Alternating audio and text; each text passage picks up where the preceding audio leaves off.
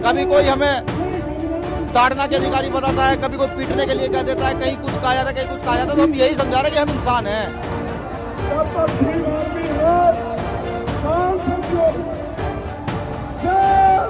मैदान में मौजूद लाखों की संख्या में इस नीले रंग के जन सैलाब को देख लीजिए। ये रैली बहुजन समाज पार्टी की नहीं बल्कि ये महारैली है आजाद समाज पार्टी और उनके अध्यक्ष चंद्रशेखर आजाद की, जो इन दिनों मध्य प्रदेश में धुआं काटे हुए हैं।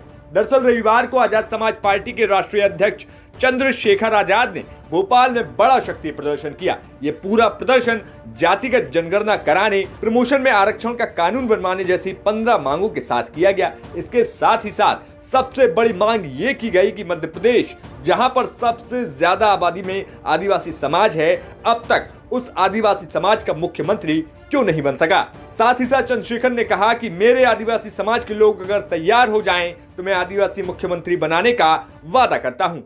जो समाज सरकार बना सकता है वो अपने लोगों की सरकार क्यों नहीं बना सकता। इस मध्य प्रदेश में अनुसूचित जाति जनजाति का मुख्यमंत्री क्यों नहीं बन सकता, आप बताओ मुझे।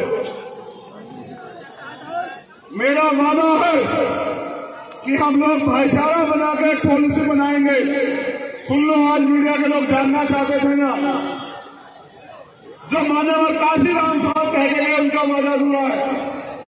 अगर मेरे आदिवासी समाज के लोग तैयार हो जाए तो पहला आदिवासी मुख्यमंत्री हम लोग बनाने का काम करेंगे। मंच से जब चंद्रशेखर आजाद बोल रहे थे उस समय उनके समर्थक मंच के पास तक सुरक्षा घेरा तोड़ते हुए आगे आ गए और एक तरीके से अनियंत्रित स्थिति देखने को मिल रही थी, जिसकी वजह से चंद्रशेखर ने बीच में एक बार अपना भाषण रोक भी दिया था।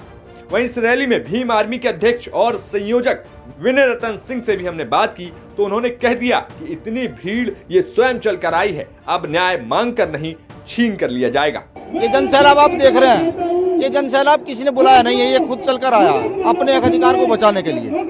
अब न्याय लिया जाएगा, छीन कर लिया जाएगा और ये बताया जाएगा कि अब राजतंत्र नहीं, देश में लोकतंत्र है। जो लोग राजतंत्र समझ बैठे हैं कि राजतंत्र है, उनके नाक में नकेल डालने का भी काम किया जाएगा। इसमें हम नहीं है, हम तो अपने अधिकारों के प्रति खड़े हैं कि भाई हमें ये अधिकार चाहिए।